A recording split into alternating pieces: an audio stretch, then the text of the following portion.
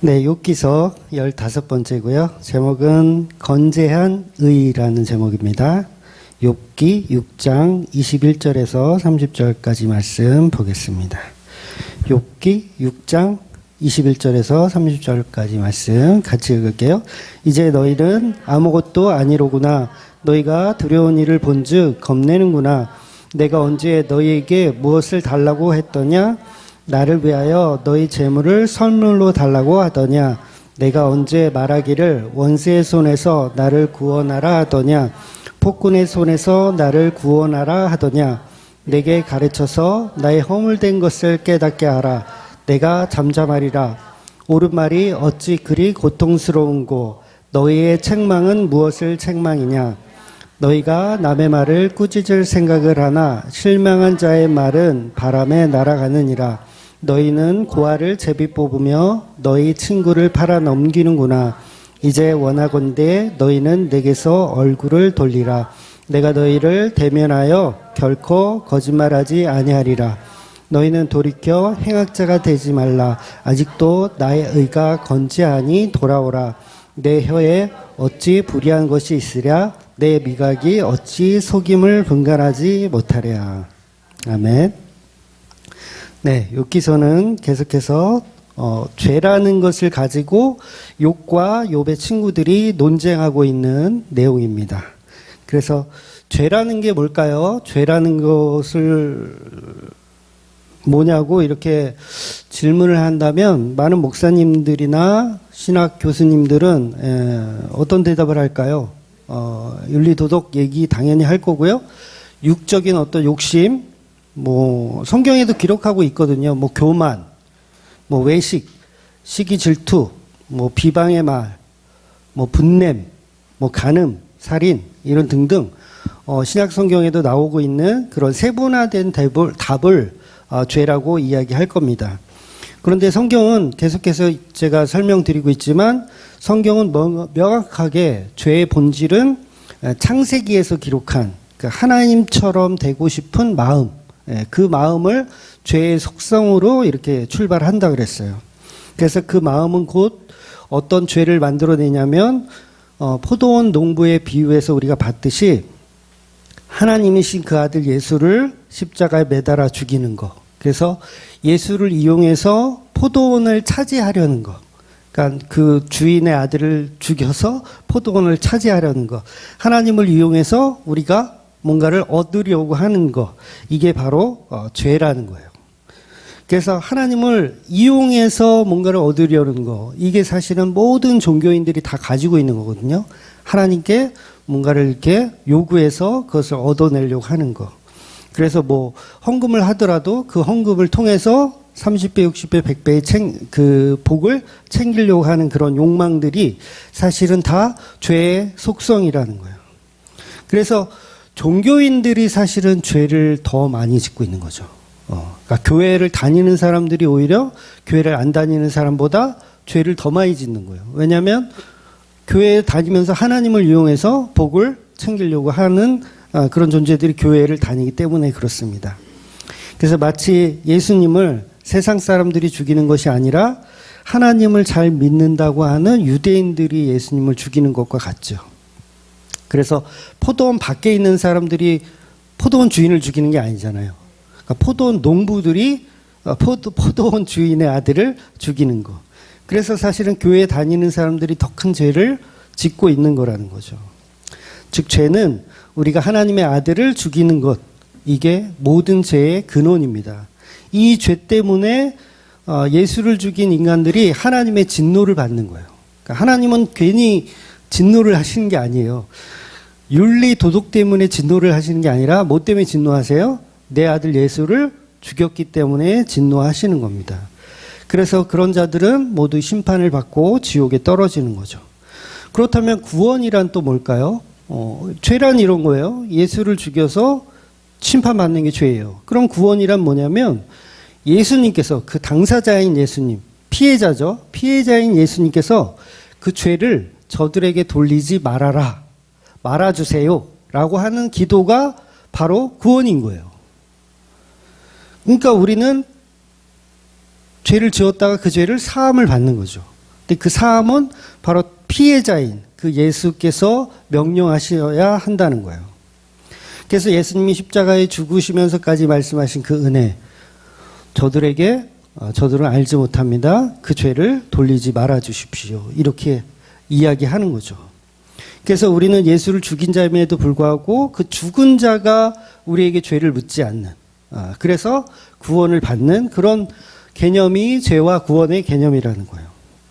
그러니까 선행을 요구하는 다른 종교와는 확연히 다르죠. 다른 종교에서 구원받는 방법을 선행해야 된다. 오전에도 설명드린 대로 너도 위와 같이 행하라. 그래서 불쌍한 사람 찾아서 이렇게 도와주면 마치 그 사람은 천국 갈 수 있을 사람으로 우리가 착각을 하더라는 거죠. 그래서 정리하면 우리가 예수를 십자가에 매달아 죽인 죄인이고, 구원은 그 예수께서 죽기까지 우리에게 그 죄값을 묻지 않으시는 것이 구원이고, 이것이 복음입니다. 그래서 우리 교인들은 일주일에 한 번씩 교회에 모여서 뭐 해야 돼요? 이 죄와 구원에 관해서 서로 이야기하는 거예요. 지겨우시죠? 네, 그래서 5월이라 많이 안 오셨는데 지겨우셔서 안 오신 거 아닌가? 그래서 종교적으로 십계명을 못 지키는 죄인이라도 예수께서 그 죄값을 묻지 않으시면 구원을 받는 거예요. 그래서 죄라는 것은 본질적으로 어떤 욕구를 갖는 것 자체가 죄가 아니라는 거예요. 어떤 욕구를 갖는 것 자체가 지옥 가는 죄가 아니라는 거예요. 지난주에도 말씀드렸죠. 인간은 누구나 욕구를 갖고 있어요. 욕구가 없으면 그건 환자입니다. 환자. 그거는 약 먹어야 돼요. 뭐 우울증 약을 먹든 뭘 먹어야 돼요. 그러니까 욕구가 다 있어요. 인간은. 정상적인 인간이라면. 그래서 갓난아기 이야기 드렸죠? 갓난아기가 욕구가 없어. 엄마 젖을 먹고 싶은 욕구가 전혀 없어. 그럼 어떻게 해요? 얘는 굶어 죽는 거예요. 부모인데 자식을 돌보고 이렇게 하려면 돈의 욕심이 있어야 돼요. 부모는. 그래야지 돈의 욕심이 있어야 이 돈을 벌어서 이걸 자식들을 부양을 하거든요. 근데 부모가 돈 욕심이 없으시네. 일을 안 나가셔. 난 돈 욕심 없어. 너네들은 알아서 살아. 이러면 돼야 안 돼요? 안 되는 거예요. 저는 애가 4명이잖아요. 욕심이 더럽게 많은 거야. 욕심이 더럽게 많은 거야. 그러니까 욕구도 많고 욕심도 많고. 그래서 여러분, 홍수가 나쁘잖아요. 홍수가 나는 건 나쁜 거지만 물은 좋은 거예요. 화재가 발생하는 것은 나쁜 거지만 불은 좋은 거예요. 불이 없으면 불고기를 어떻게 먹습니까? 그런데 희한한 건 뭐냐면 예수님께서는 죄라는 것을 설명하실 때 산상수훈에서 이렇게 정의하신단 말이에요. 마음으로 품기만 하면 죄다. 그럼 뭐예요? 욕구를 갖고만 있어도 그건 죄다라고 예수님 말씀하시는 거죠. 그러니까 여자를 보고 너무 예뻐. 그래서 음욕을 품고 그걸 실행에 옮기는 것만 죄가 아니라 그냥 생각만 해도 저 여자 어떻게 하고 싶다라는 생각만 해도 그건 죄다. 즉 선악과를 따먹는 것만 죄가 아니라 저거 먹고 싶다라는 욕구를 가져도 그걸 죄라고 예수님 말씀하시더라는 거예요. 그렇다면 제가 지금 설명드린 창세기에 나오는 하나님과 예수님은 다르죠. 뭔가 지금 이상해. 창세기에 나오는 하나님 뭐냐면 선악과를 먹지 말라고 했지 그냥 욕구를 갖는 것도 안 되라고 말한 적은 없으세요. 하나님은 오히려 생육하고 번성하라 이렇게 말씀하셨어요. 이 얘기는 뭐예요? 너희들의 욕구를 마음대로 발휘해라 이거예요. 생육하고 번성하라가 그거예요. 너희들의 욕구를 마음대로 이 땅에서 펼쳐라. 그래서 뭐예요? 애도 많이 낳고 돈도 많이 벌고 이렇게 해가지고 일구고 살아라 이거예요. 욕구를 충분히 발휘하면서 살아라. 그런데 예수님은 다른 소리를 하더라는 거예요. 너희들은 마음에 생각만 해도 그건 죄다. 뭔가를 갖고 싶은 욕구, 뭔가를 하고 싶은 욕구, 그 욕구도 죄다라고 말씀하신 거예요. 그럼 이 말을 우리가 어떻게 해석해야 할까? 도대체 누구 말이 맞는 건가? 구약의 하나님과 신약의 예수님은 같은 분이잖아요. 성삼위일체 하나님. 그런데 왜 이렇게 다르게 얘기하느냐가? 그래서 이거를 어떻게 해석해야 되냐면요. 사람이 욕구를 갖는 거, 즉 성도가 욕구를 갖는 거는 괜찮아요. 그런데 짐승, 죄인이 욕구를 갖는 것은 죄라고 생각하시면 돼요. 더 어렵나요? 즉 뭐냐면 한 사람에 관련되어 있는 거예요. 그러니까 야곱이 있고 에서가 있어요. 야곱이 뭘 해도 그거는 죄가 아닌 거예요. 이해가 되시죠? 물론 이게 죄가 아니라는 얘기가 아니라 용서받는다는 얘기예요. 죄가 아닌 거예요. 근데 에서는 뭐예요? 얘가 뭘 해도 다 죄인 거예요. 이 개념을 우리가 이해해야 되는 거예요.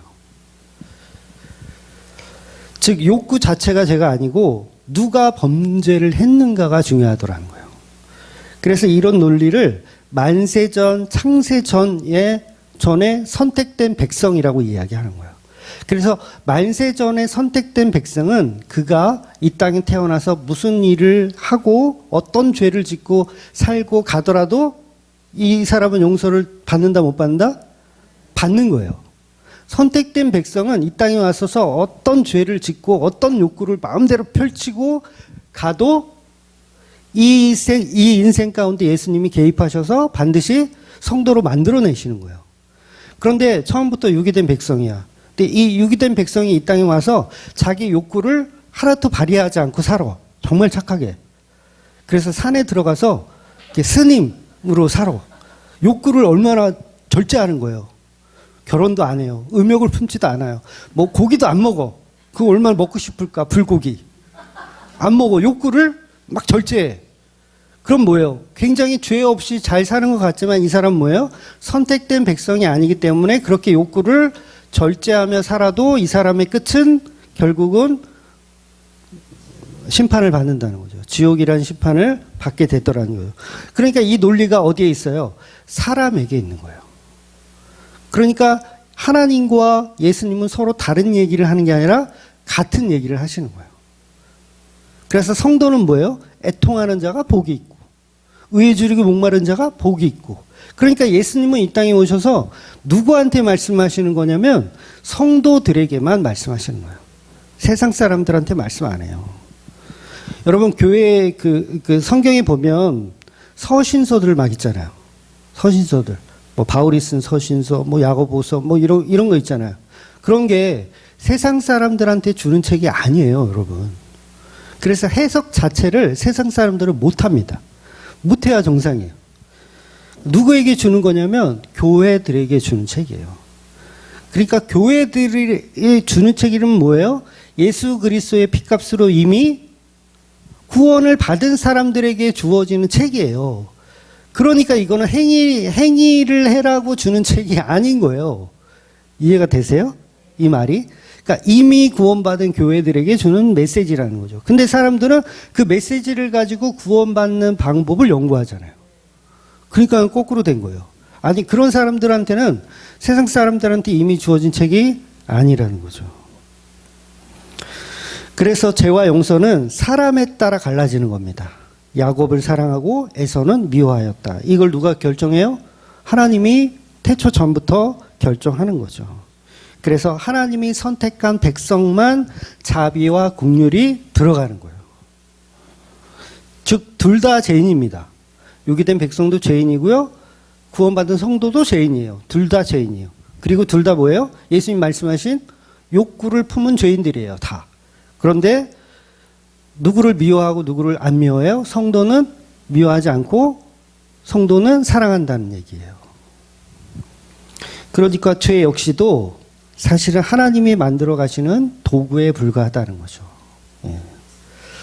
그래서 우리 인간은 누구나 우리의 참선이나 우리의 능력으로 죄를 피할 수 있는 방법이 없습니다. 스님들이 아무리 욕구를 이렇게 누르잖아요. 꼰다리를 이렇게 또 꼬고 이렇게 앉아서 수십 시간을 명상을 해도 죄를 피할 수가 있다 없다? 없어요. 유혹과 고통 그거 나쁜 거잖아요. 근데 그거를 이겨내려고 막 해도 사실은 이겨낼 수가 없는 거죠. 그러니까 이겨낼 수 있다라고 거짓말하는 거예요, 사실은. 그래서 이런 고통과 유혹은 결국은 십자가를 만들어가는 과정 속에 우리가 놓여져 있다라는 거죠. 그렇다면 본문의 욥은 복음의 과정을 잘 견디고 있는 중인 것입니다. 그런데 엘리바스와 친구들은 처음 모습과는 다르게, 그러니까 욥이 지금 대사를 계속 하고 있잖아요. 그러니까 점점 이들은 욥을 외면하고 있는 거예요. 처음에 욥이 말하지 않을 때는 그래도 같이 친구가 되어주고 위로해주고 이랬어요. 그런데 욥이 말하니까 그때부터 점점 이제 욥의 친구들은 짜증나기 시작한 거예요. 그래서 날이 갈수록 욥의 모습은 호전되지 않습니다. 계속 지금 몸에는 악창이 이렇게 계속 흰겨 있고 구더기가 이렇게 기어다니는 몸을 가지고 있어요. 그러니까 호전되지 않고 고통은 점점 심해집니다. 그렇다면 욥은 하나님께 징벌을 받고 있다는 것이 확연하죠. 친구들이 볼 때 욥은 확연하다. 징벌을 받고 있다라고 판단할 수밖에 없습니다. 그러니 이제 친구들은 어떻게 해야 돼요? 욥에게서 발뺌을 해야 돼요. 넌지시 이제 빠져나가야 됩니다.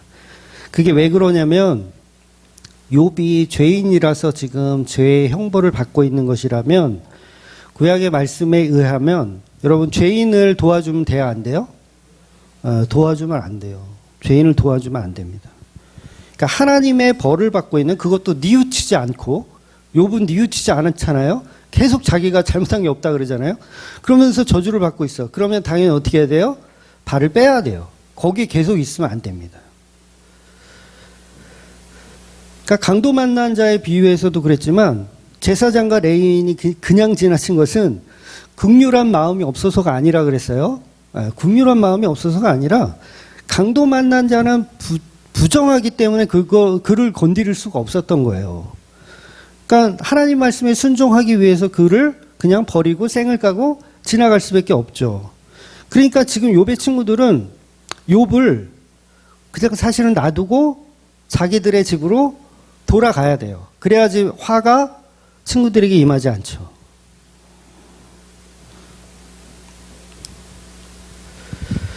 그래서 우리는 종종 이런 모습으로 우리는 하나님의 말씀을 오해하더라는 거죠. 그래서 욥의 친구들도 그 입장이 되어보면 우리도 어떻게 해서든 발뺌을 해야 돼요.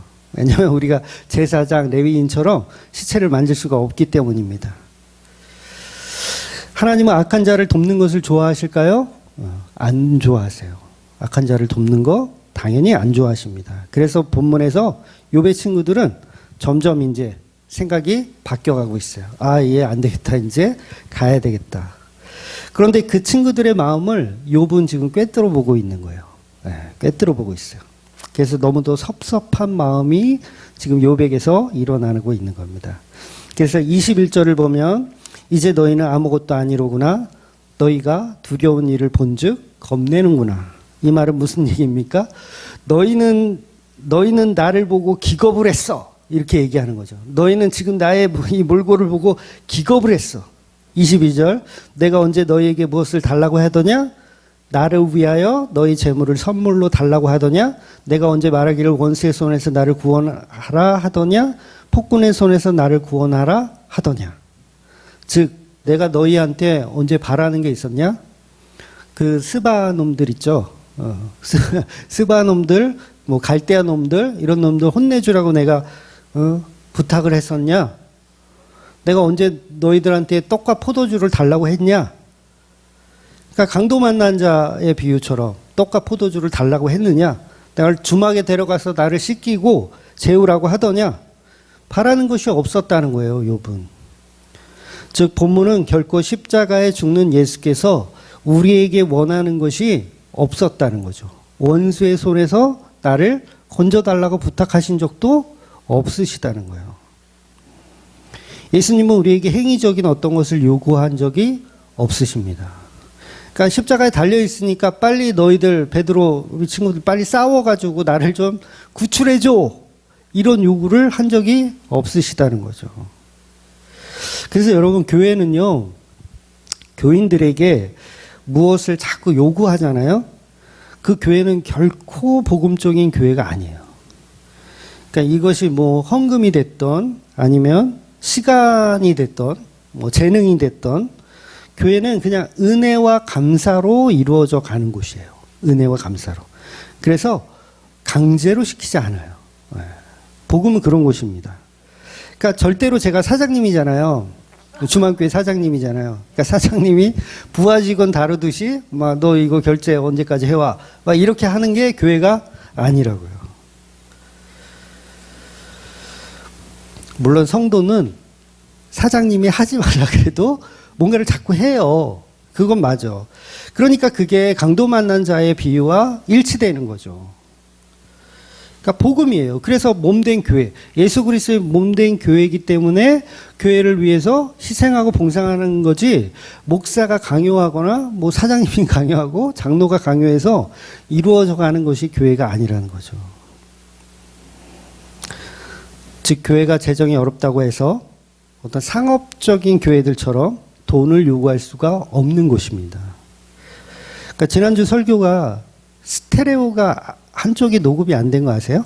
그래서 그냥 들으면 잘 모를 수 있는데 이어폰을 꽂고 지난주 설교 들으면요, 오전 오후 전부 한쪽만 나와요. 왼쪽만 나와요. 어떤 사람은 오른쪽만 나오겠죠? 바깥이니까. 한쪽만 나와요. 근데 그게 왜 그러냐면 중고로 이 믹서를, 음악 믹서를 사서 그래요. 오전에도요, 이게 지금 들어봐야 되는데 이게 녹음이 안 됐을 수도 있어. 아주 난리였거든요, 오전에. 이 음이 하나 더, 이게 안 돼가지고 잘 모르시는구나. 아무도 모르시는구나. 바란스가 전혀 안 맞아서 화우링만 계속 나고 되게 힘들었어요. 그래서 몇 주 전에 이제 장비를 바꿨거든요. 그 믹서를. 제가 체크를 한다고 했는데 역시 기술이 좀 부족했던 것 같아요. 근데 어떤 생각이 또 들었냐면, 야, 이거 당근에서 사서 그래. 중고로. 저 장비가요, 400만 원짜리예요. 근데 저거를 30만 원에 산 거예요. 그러니까 이게 당근을 이렇게 보다가 30만 원짜리 탁 나온 거야. 근데 오래된 거죠. 10년 넘은 거죠. 그래도 30만 원이 어디예요? 400만 원짜리가. 그래서 눈깔이 뒤집혀가지고 야, 이거는 사야 돼. 이건 득템이야. 근데 기술적으로 이거 할 줄을 모르니까 아마 좀 그런 문제가 좀 있었던 것 같은데, 또 드는 생각은 뭐예요? 아, 우리 교회 돈이 없어가지고, 야, 이렇게 사는구나. 근데요, 그렇다고 해서 뭐예요? 목사가, 야, 우리는 앰프 살 돈도 없어. 돈 좀 내. 이러면 안 된다는 거예요. 그러니까 감사한 마음으로 운영되는 것이 교회여야 한다는 거죠. 그래서 지난 10년간 우리 교회는 별 문제가 없었어요.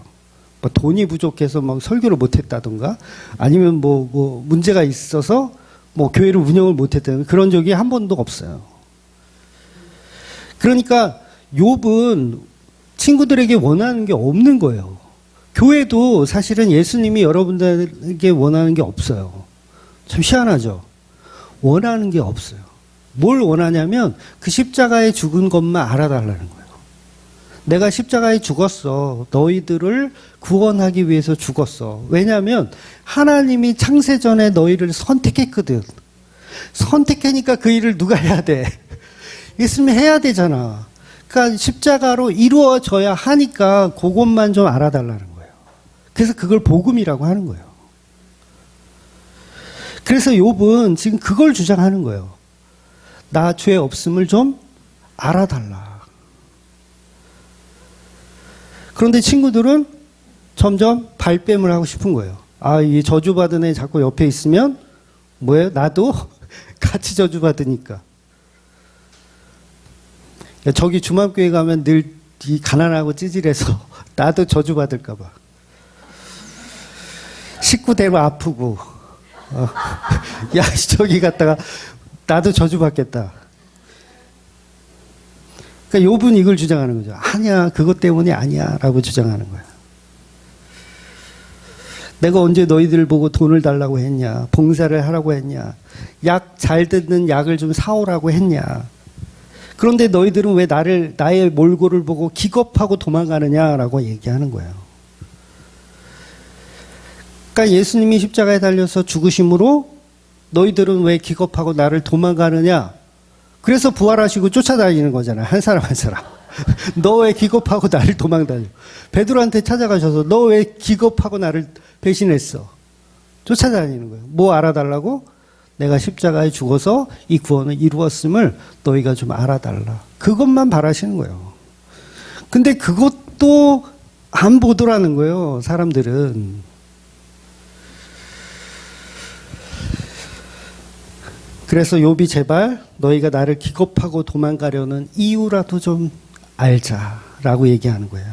24절에 보면 내게 가르쳐서 나의 허물된 것을 깨닫게 하라. 그렇다면 내가 입을 닫고 있을게. 내가 조용히 하고 있을게. 너희가 옳은 말을 한다면 이 말이 어쩌 이렇게 고통스러울 수가 있는가. 즉 욥은 예수님의 십자가 사건을 비유적이며 아주 노골적으로 노래하고 있는 거예요. 그래서 27절 보면 너희는 고아를 제비 뽑으며 너희 친구를 팔아 넘기는구나. 그러니까 예수님 당하신 그대로 설명하고 있죠. 그러니까 우리는 예수님을 팔아 넘겼어요. 우리가 가룟 유다고 우리가 베드로예요. 그리고 예수님의 옷을 제비 뽑아 가져가는 그런 군병들. 바로 이 모습이 우리의 죄악이고 우리가 범죄한 일들이라는 거죠. 그래서 우리가 예수님을 십자가에 넘겨준 죄인임에도 불구하고 우리는 계속해서 그 예수를 모른다 하고 부인하고 도망치는 거예요. 기겁을 하고 도망치는 거예요. 왜? 구데기가 찬 거란 그 병을 걸려있는 욥을 바라보는 시선이나 십자가에 달려있는 예수님을 바라보는 시선이 똑같아요. 우리는 다 그 모습을 보고 저주받겠다. 아이고 도망가자. 이렇게 되더라는 거죠. 그런데 여러분 욥이 왜 저주받는지 아시죠? 제가 여러 번 이 결론에 대해서 말씀드렸지만 욥이 저주받는 이유는요. 욥의 친구들을 구원하기 위해서였어요. 이게 마지막에 가면 다 드러나거든요. 그러니까 욥의 친구들을 구원하기 위해서 욥은 지금 고통받고 있는데 우리는 그 욥을 보면서 기겁을 하고 도망가더라는 거예요. 예수님의 십자가는 우리를 구원하기 위한 행동인데 우리는 그 모습을 보고 기겁을 하고 도망가더라는 거죠. 욥의 자식들이 죽은 이유, 10명의 자식들이 다 죽었잖아요. 다 깔려 죽었잖아요. 죽은 이유 뭐예요? 욥의 친구들을 구원하기 위해서였어요. 그러니까 완전한 십자가의 희생을 표현하고 있는 거죠. 그런데 빌닷은 8장에 가면 또 어떤 망발을 하냐면 욥의 자식들이 너의 자식들이 죽은 것은 그들의 죄 때문이다라고 얘기해요. 10명이 다 죄가 있기 때문에 하나님이 그들을 이렇게 몰살시킨 것이다. 그러니 빌닷의 말은 복음이에요, 아니에요? 네, 복음 아니에요. 저주의 말이고 지옥 가는 말이에요. 그런데 이런 빌닷의 말이 그 8장에 우리가 잘 아는 유명한 말씀 있죠. 내 시작은 미약하였으나 내 나중은 심히 창대하리라. 이 말씀이 그 앞에 너희 자식들은 다 죄를 짓고 저주를 받은 것이다라는 그 말과 붙어 있는 말씀이란 말이에요. 그럼 뭐예요? 너희 자식들이 죄를 인정하고 너가 그 자식들 죽은 거 그게 쌤통이다라고 생각하면 그럼 뭐예요? 너희 시작은 미약하시나 너희 나중은 심히 창대하리라. 그 얘기를 하는 거예요. 완전한 저주의 말이며 비아냥거리는 말이며 이거는 마귀의 말이나 마찬가지예요. 그런데 우리는 이 말씀이 너무 좋다고 어떤 교회는 표를 이 말씀을 하더라고요. 표. 내 시작은 미약하시나 내 나는 창대하리라. 표. 어떤 교회는 이름이 창대교회야. 그냥 기가 막힌 노릇이죠. 그러니까 이게 얼마나 무지한 소칠인데 그 빌닷이 예수님을 저주하는 그 말씀인데 우리는 그것도 모르고 저주하고 있어요. 그러니까 그 저주하는 교회 안에 들어가면 뭘 하겠어요? 당신도 창대해지십시오. 당신도 창대해지십시오. 어떻게 창대해야 할 거예요? 헌금을 많이 내서. 구약에서는요, 이 빚을 진 아버지가 죽잖아요. 뭐 사고로 죽든 어떻게 죽든 그러면 자식들이 고아가 되잖아요.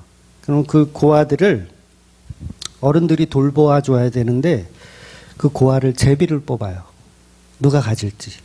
제비를 뽑아서 자기 소유물로 삼는 거예요. 종으로 삼는 거.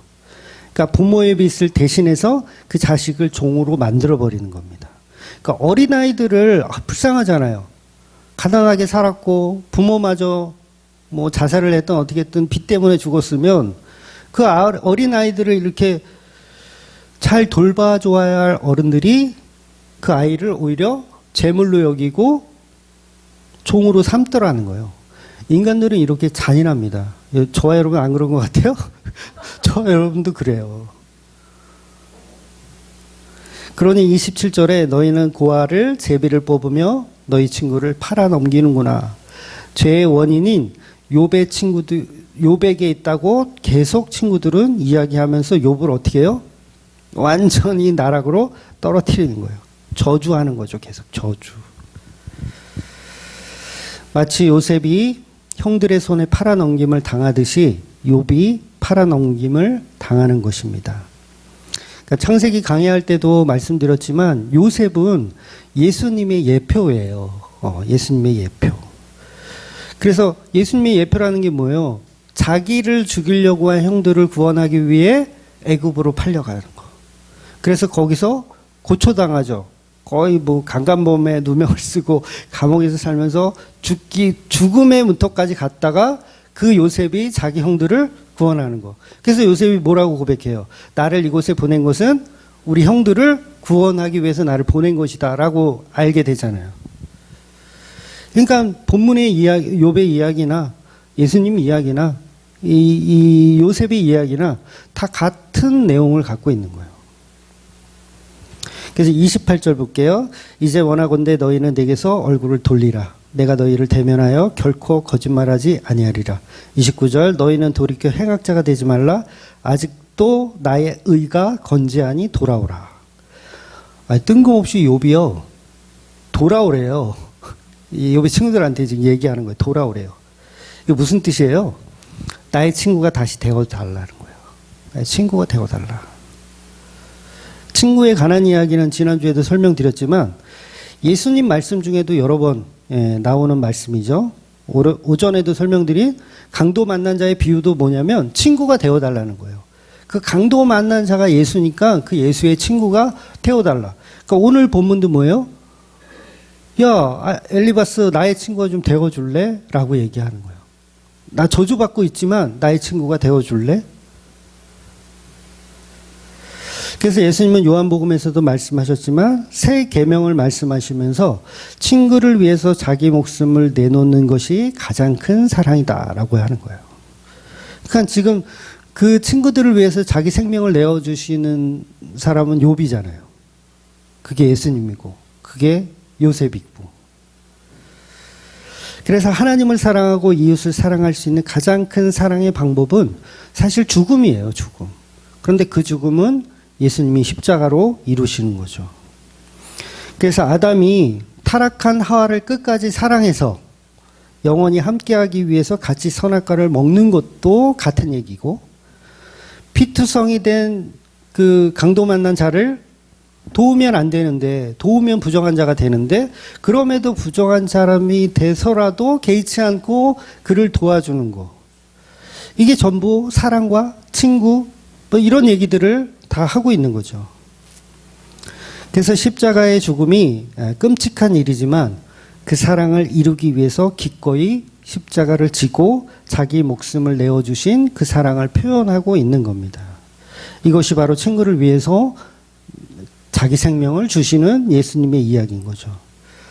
그런데 그 죽음 앞에서 엘리바스나 빌닷이나 소발은 계속 부인하는 거예요. 도망치려고 하는 거고. 그래서 그 사랑의 죽음은 친구들이 하는 게 아닙니다. 욥이 해내는 거예요.